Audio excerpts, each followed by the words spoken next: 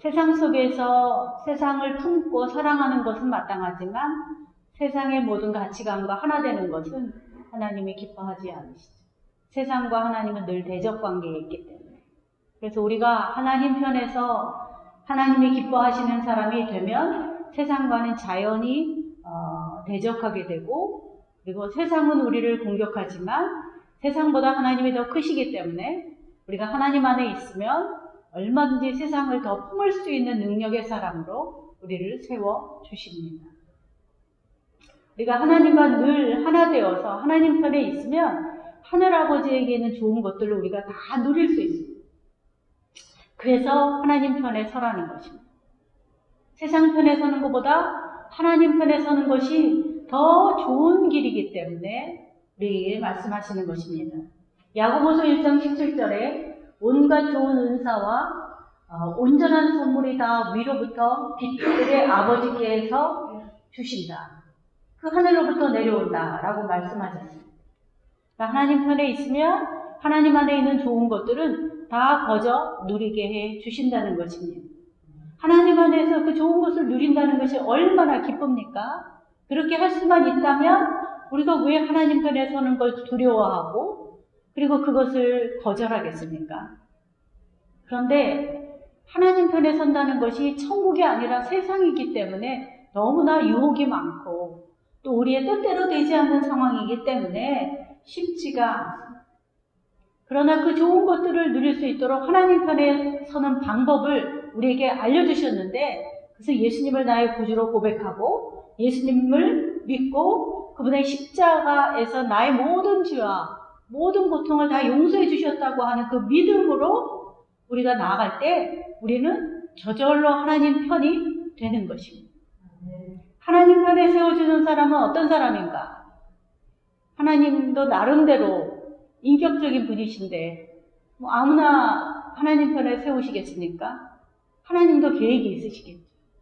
하나님께서 하나님의 뜻에 합한 자들을 하나님 편에 세워주십니다.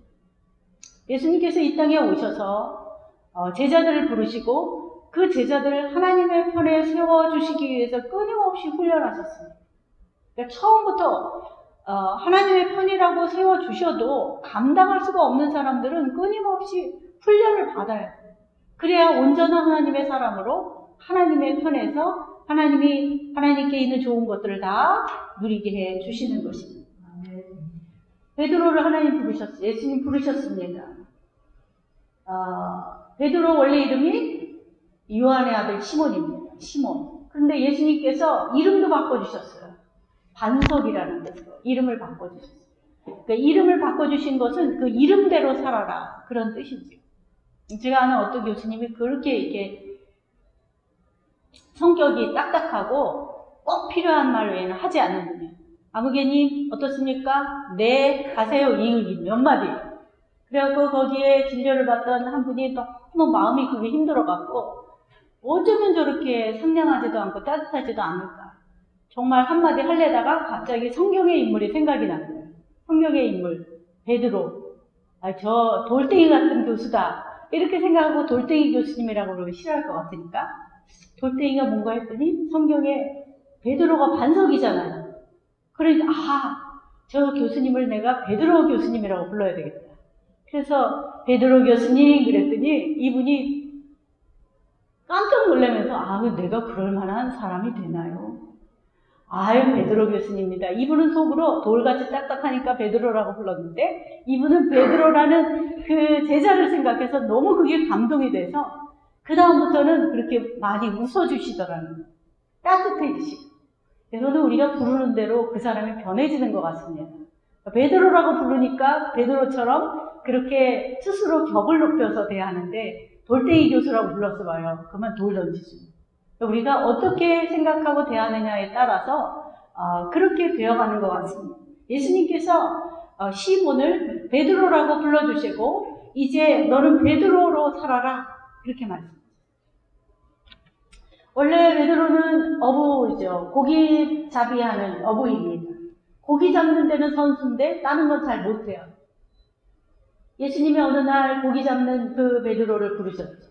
밤새도록 고기를 잡았지만 한 마리도 잡지 못해서 아침에 다 정리하고 들어가려고 그물을 다 정리하고 있는데 예수님께서 오셔서 너의 배를 좀 빌려다오. 그래서 시몬의 배를 타시고 거기서 말씀을 가르치신 이후에 시몬에게 깊은 데 가서 그물을 던져라.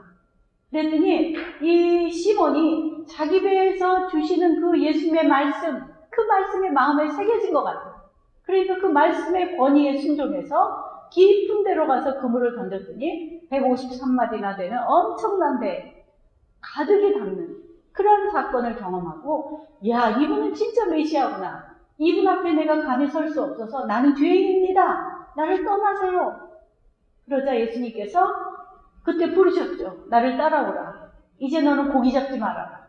이제 사람을 구원하는 나의 제자가 되어라. 그래서 부르셨죠. 그래서 예수님을 계속 따라다녔어요. 어떻게 예수님 계속 따라다니면서 정말 잘 예수님 편에서 잘 따라다녔을까요?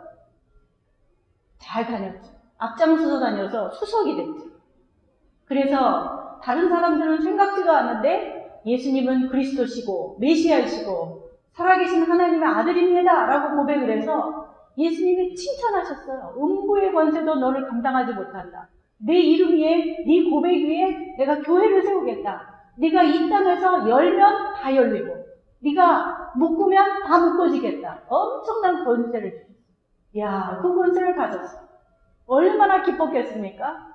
예수님이 가는데 내가 예수님이 어디로 가든지 내가 끝까지 따라가겠습니다. 라고 고백했죠. 또 변화산에서도 요한과 야고보와 특별한 신비한 체험도 했습니다. 그런데 예수님이 십자가 지실 때는 도망갔어요. 다른 제자들은 그냥 도망갔는데 베드로는 저주하면서 도망갔어요.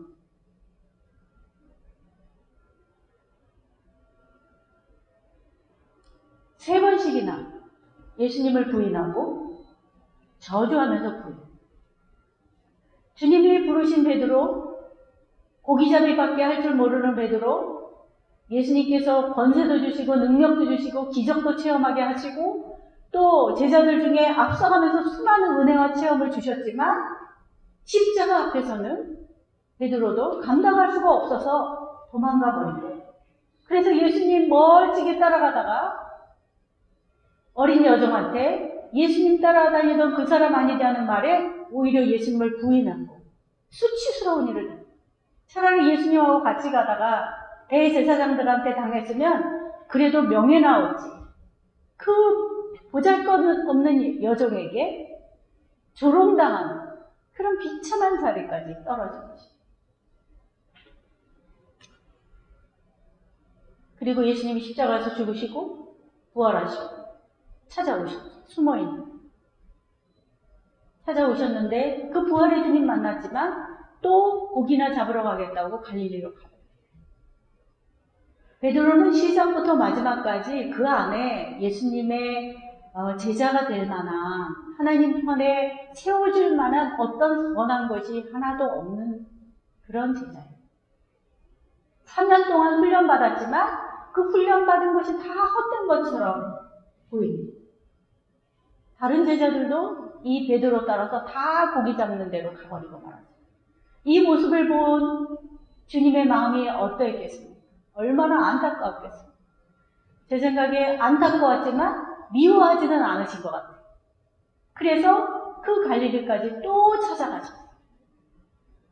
주님은 당신이 택하시고 불러주셨을 때는 현재의 모습, 과거의 모습을 보시는 것이 아니라 미래의 모습을 보시고 끊임없이 기대하시고 그리고 찾아가시고 그리고 세워주시고 자기 마음대로 그냥 흘러가다가 아무렇게나 살다가 그냥 그대로 끝내는 인생이 되기를 주님은 원하지 않으십니다. 주님은 어떤 실력 있는 사람이 아니라 그럼 주님이 지명해서 부르고 너는 내 것이라 하면 그때부터는 정말 내가 아무리 딴 사람에게 속하려고 해도 주님 편에 속할 수밖에 없는 그런 은혜를 부어 주시는 것입니다. 주님 편에 세워주셔서 하늘의 권세를 주시고 하나님 나라의 일꾼으로 세우시겠다고 작정하시면 주님께서 시작하신 관계이기 때문에 끝까지 책임져 주시는 거죠. 주님이 찾아오셔서 일꾼이 되라고, 교회를 내가 너를 통해서 세우겠다, 마귀를 이기는 권세를 주겠다라고 했지만 그 말씀을 붙잡지 못하고 흘러갔을지라도 주님은 그 말씀을 이루기 위해서 끝까지 찾아가 주셔서 그 다시 세워주시는 그 은혜의, 그 사랑의 주님이 우리가 믿는 예수님인 것입니다. 그리고 나서야 사명을 감당하게 하시는 것입니다. 베드로에게 사명을 감당하라고 하죠. 내 양을 먹이라, 내 양을 치라, 내 양을 먹이라. 3번이나 강조하셨어요. 근데 주님께서 사명을 주실 때에, 주님이 사명을 주실 때 그 사람에게 원하는 것은 무엇인가? 딱 하나밖에 없어요. 주님이 뭐 물어봤습니까? 내가 나를 사랑하느냐? 주님을 사랑하면 사명은 그냥 감당하는 거예요. 사명을 감당하기 위해서 재능을 키우고 열심을 내고 봉사를 하고 그리고 내가 인격을 수양하고 돈을 많이 버는 것이 아니라 예수님이 주시는 사명은 다른 사람들을 사랑하는 것보다 우선적으로 그냥 예수님을 사랑하는 것, 그거 하나만 하면 된다는 거지. 그것만 있으면 그 인생이 아무리 실패하고 아무리 부실하고 아무리 주님 모시기에 합당치 않은 모습이 많을지라도 그 사람들은 다 주님께 쓰임받는 사람. 삼손 어떻습니까? 실패한 인생이죠. 그러나 마지막에 가장 큰 놀라운 일들, 마지막에 가장 많은 사람을 블레셋 사람들을 줍니다. 모세 어떻습니까? 살인자고 도망자고 40년 동안 아무것도 하지 않은 목동에 불과했는데 주님의 때가 되니까 온 이스라엘을 구원하는 위대한 지도자 주님이 세우십니다.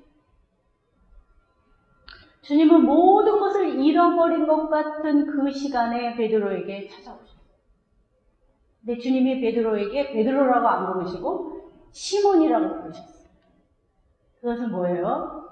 너는 베드로라고 할 자격이 없다는 것이 아니라 다시 시작하자. 예전에 내가 가지고 있던 그 자신감, 그 자랑하는 것도 내려놓고 예전에 나를 배신했던 그 죄책감도 내려놓고 예수님을 따라다닌다고 했지만 아무런 열매가 없어서 좌절하고 있는 그 마음도 다 내려놓고 다시 시작하자. 3년 동안 다 헛수고한 것 같지만 그러나 이제 내가 새롭게 너를 부르니까 이제부터 새롭게 출발하자는 것이죠. 주님이 베드로를 처음 만났을 때 베드로에게 한마디도 안 하셨어요. 너 어쩌다가 이렇게 배신했니? 어떻게 그럴 수가 있니? 내가 너 3번 부인할 거라고 말했지. 내 말대로 이루어졌지? 한마디도 안 하셨어요. 정죄하지 않으셨어요. 주님은 다만 내가 여전히 나를 사랑하는 거예요. 주님은 우리에게 원하시는 것은 딱 하나밖에 없습니다. 주님을 얼마나 사랑하는지. 주님을 사랑하니까 예배하는 것이. 주님을 사랑하니까 기도하는 것이. 주님을 사랑하니까 찬송하고 주님을 사랑하니까 봉사하는 것. 주님은 다른 것에 관심이 없으십니다. 우리가 얼마나 큰 업적을 이루었는지, 얼마나 건강한지, 얼마나 많은 재능을 가지고 있는지 관심이 없어요. 주님은 다만 이것들보다, 이 사람들보다 나를 얼마나 사랑하느냐, 그것만 관심이 있어요. 사랑 안에 두려움이 없고 그 사랑이 두려움을 내어 쫓는다고 하죠. 그래서 우리가 날마다 주님을 고백해야 됩니다. 주님을 고백하면 그 고백하는 가운데 모든 문제들이 풀려지는 기적이 일어나는 거예요. 주님을 고백하고 계속 주님, 우리가 기도할 때 어떤 기도합니까? 주님 이것도 해주세요, 저것도 해주세요, 이것도 필요합니다, 저것도 필요합니다. 한번 주님 사랑합니다 100번만 고백해보세요. 딴 기도하지 않고. 놀라운 일이 벌어져요. 주님이 우리에게 필요한 거 다 아십니다. 우리가 뭐 원하는지 다 아셔요. 너희에게 뭐가 있어야 될지 내가 다 안다. 주님 사랑합니다 고백해보세요. 눈물밖에 안 나요. 주님 사랑을 고백하면 주님과 어떻게 돼요? 친밀한 교제하게. 주님이 우리에게 먹을 것을 얘기해요. 베드로가 왔을 때 주님이 친히 숯불을 준비하시고 먹을 것을 준비하시고 서로 식사하시면서 교제하는 거예요. 더 친밀해지는 거예요. 주님의 사랑을 입술로 고백하고 주님과 친밀한 교제를 하다 보면 주님이 그 다음부터는 사명을 감당할 수 있도록 길도 여시고 사명을 감당할 수 있는 능력도 주시고 사명을 감당할 수 있도록 지혜도 주시고 용기도 주시고 주님이 다 주시고 우리는 늘 보여지는 것에 연연하죠. 주님은 우리가 보여지는 것보다 훨씬 더 크신 분이에요. 주님이 주시는 사명을 감당할 때 주님을 향한 사랑이 없으면 소리나는 부리와 울리는 꽹과리에 불과하고 이파리만 무성한 나무가 되는 거지. 주님을 고백할 때 그때마다 그 사랑의 고백이 하나님의 사랑이 우리에게 심어지는 시간이 되는 거죠. 하나님 왜 예수님을 보내셨어요? 왜 십자가에서 죽게 하셨어요? 왜 부활하게 하셨어요? 왜 다시 오십니까? 우리를 구원하시고. 그 구원하신 이유가 뭐예요? 자기 아들을 보내서까지라도 우리를 사랑하시고 그래서 그 사랑으로 이 시대를, 이 어두운 시대를 살아내라고 우리에게 그 사랑을 부어주시고 그래서 구원하신 거예요. 주님의 관심은 우리가 어떤 교회를 다니고 우리가 어떤 큰 일을 한 것에 관심이 없으세요. 우리가 직분이 무엇인가에 관심이 없으세요. 우리가 어떤 놀라운 일들을 계획하는 것도 관심이 없으세요. 주님은 오직 주님을 얼마나 사랑하느냐밖에는 관심이 없으세요. 주님을 사랑한다고 고백하면 주님의 사랑 안에 능력이 나타나기 때문에 그 사랑의 고백만 있으면 주님은 우리를 통해서 무한한 일들을 계획하고 이루어 가신다고 믿습니다. 그러니까 매일매일 한 100번만 기도할 때 어떻게 기도해야 됩니까? 무슨 기도를 합니까? 라고 묻지 마시고 기도할 때 주님 사랑합니다. 그 고백을 100번만 해보세요. 하다 보면 아마 엄청나게 하나님이 그 사랑이 부어주시는 기적을 체험하게 해주시리라고 믿습니다. 이 시대에 정말 그 사랑이 얼마나 편파적이고 자기중심적이고 교회중심적이고 자기가 친한 사람들 중심이고 자기가 필요로 하고 유익하다고 하는 사람들끼리만 사랑하는 이 시대에 아무 능력도 없고 무능하고 그리고 주님을 배반하는 사람까지도 찾아와서 먹여주시고 오직 사명을 주시되 주님 사랑만으로만 인정해 주시는 그 주님을 믿는 사람을 오늘도 기대하고 우리의 연약하고 우리의 병들고 우리의 아프고 우리의 부족한 것들을 보면 우울해집니다. 기도가 안 돼. 힘들어요. 저분은 나을 것 같은데 나는 안 나을 것 같아. 이런 생각이 든다. 똑같은 병실에 있어도 저분이 태어나면 나는 왜 이러? 저분은 콧줄 안 꼈는데 나는 콧줄을 꼈잖아. 저분은 식사를 하는데 나는 식사를 안 하잖아. 이렇게 계속 보이는 것으로 근심하고 낙심하는 거예요. 베드로가 근심하에 물었잖아요. 주님 내가 사랑하는 거 아는데 왜 자꾸 질문하십니까? 주님 왜 질문하셨어요? 왜 3번이나 질문하셨어요? 주님이 아가페로 질문했는데 베드로가 형제 사랑으로 필레오로 대답했다고 해서 그 사랑이 부족함을 탓하는 것이 아니라 입술로 고백할 때마다 상처가 치유되기 때문에 베드로가 예수님을 비난하고 예수님을 대적했던 그 3번의 부인함을 그 상처를 싸매주시려고 사랑을 고백하게 하십니다. 우리가 주님을 사랑할 때마다 내 상처와 아픔과 내 부족함과 수치스러움과 내 죄악과 모든 것들이 주님의 사랑 안에 다 덮어지면서 새로워집니다. 그래서 우리의 얼굴이 변하고 우리의 인생이 변하고 우리의 계획들도 다 십자가 앞에 내려놓게 돼서 주님이 우리에게 주시는 사명을 감당할 수 있는 자로 우리를 새롭게 세워주시는 것입니다. 잠시 우리 차병원에 와서 입원해 있는 시간 동안에 주님의 사랑을 고백하고 그래서 주님이 내가 너를 사랑한다. 내가 너에게 원하는 것은 내가 나를 사랑하는 것밖에 내가 원하는 것이 없다. 그렇게 우리에게 말씀해 주셨어요. 그 위로의 음성을 듣고 새 힘을 얻으시기를 주님의 이름으로 권면드립니다. 아멘. 기도하시겠습니다. 주님, 사랑의 주님, 우리를 사랑하셔서 이 땅에 오셔서 우리를 구원하시고 자녀 삼아주시고 주의 이름을 부를 때마다 주님, 우리에게 구원해 주신 그 은혜를 다시 한번 고백하며 기뻐하며 나가게 하시니 감사드립니다. 주님, 베드로에게 네가 나를 사랑하느냐 물었을 때 얼마나 그 상처와 죄와 허물이 올라와서 얼마나 힘들었겠습니까? 우리도 세상 살면서 겪는 상처도 있고 주님 앞에 내놓기에 부끄러운 아픔들도 있습니다. 그러나 주님의 이름을 부르며 주님의 사랑을 고백할 때마다 그 상처 아픔이 다 올라오게 하셔서 십자가에서 다 그 보혈로 덮어주시고 주님, 세상에 살아도 세상에 속하지 않은 자유와 평안을 누리게 해주시는 줄로 믿습니다. 새 생명을 누리라고 우리에게 주님 사랑 고백하게 하신 줄로 믿습니다.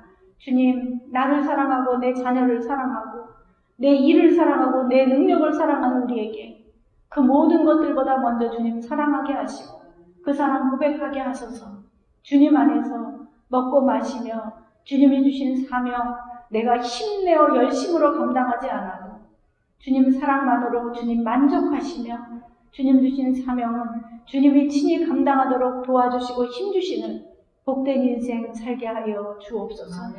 주님, 우리가 이 세상에 살면서 얼마나 세상 것들을 사랑하는지 모릅니다. 주님 사랑합니다. 주님을 더 사랑합니다. 구원하시고 영원한 생명 주신 주님 사랑합니다. 날마다 고백할 때마다 주님 그 사랑이 입술로의 고백으로 끝나는 것이 아니라 손과 발로 사랑하며 우리의 마음과 손길로 사랑하며 우리의 사명을 감당하며 사랑하는 참 주님의 자녀가 되게 하여 주옵소서. 우리가 주님 편에 서서 나아갈 때 주님 사랑의 주님이 우리 안에 그 사랑이 충만하게 하셔서 우리 안에 사랑이 흘러넘쳐서 많은 고통 중에 있는 자들을 위로하고 섬길 수 있도록 우리를 사용해 주시는 줄로 믿습니다. 주님이 어두운 세상에 돈을 사랑하며 자기 가족과 자기만을 사랑하고 자기의 명예만을 사랑하는 자들에게 진짜 사랑이 무엇인지 우리의 연약한 우리들을 통해서 주님 사랑을 고백하는 자마다 주의 뜻대로 주님의 그 사명을 감당하는 우리 모두가 되게 하여 주옵소서. 주님 감사합니다. 주님 구원해 주신 주님 감사드리며 예수님의 이름으로 기도하옵나이다. 다 같이 축도하심으로 우리 차병원 주의 오전 예배를 마치겠습니다. 주님 감사합니다. 우리 사랑하는 김경희 집사님, 또 김동록 집사님, 유지연 성도님, 송진희 성도님, 이혜경 성도님, 전호규 성도님, 정필성 성도님, 김진관 성도님, 김보현 성도님, 김민영 성도님, 주님의 전에 나왔습니다. 마음도 드리고 시간도 드리고 몸도 드리고 물질도 드렸습니다. 주님 주신 은혜에 너무나 부족하지만 믿음으로 기쁘게 드렸사오니 오병이어의 기적이 나타나게 하시고 주님 기뻐하시는 하나님 나라에 다 쓰임받게 하여 주옵소서. 오늘 거룩한 안식일 온전히 주님 사랑하는 마음으로 주님 기뻐하며 찬양하며 지내는 복된 날 되게 하여 주옵소서. 이제는 부활이요 생명이신 예수 그리스도의 은혜와 하늘 아버지의 크고 무한하신 사랑하심과 성령님의 위로 교통 치유 역사하심이 오늘도 주님께서 우리를 불러주시고 하나님 편에 세워주시려고 날마다 우리에게 사랑의 고백을 하게 하시니 주님 사랑합니다. 고백하며 나가는 우리에게 은혜 주시고 우리에게 사명도 주시고 새로운 생명을 살아가게 해주실 줄로 믿고 고백하며 나가는 예배에 참여한 모든 성도님들과 또 모든 의료진들과 봉사자들과 차병원 위에 이제로부터 영원토록 함께 하시기를 간절히 축원하옵나이다. 아멘.